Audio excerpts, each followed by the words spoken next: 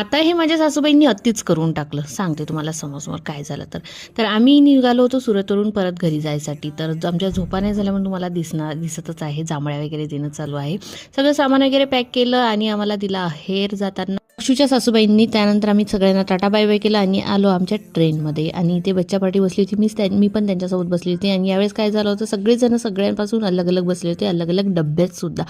तर सगळ्यांना मग इथे भेटीगाठी घ्यायला चालली गेली मी. आणि इथे ताईकडे जात होती तर पहिल्यांदा ट्रेनमधलं किचन पाहिलं. त्यानंतर मग बसली आपली निवांत एकाच जागी. आणि मग पाहता पाहता मला लागली झोपली. त्यानंतर संध्याकाळ झाली आणि पोहोचली घरी. त्याच्यानंतर मग हा दुसऱ्या दिवशीचा ब्लॉग आहे. तर आम्ही तयार वगैरे झालो आणि निघालो खरांगण्याला जायसाठी, कारण आम्हाला घराची करायची होती साफसफाई.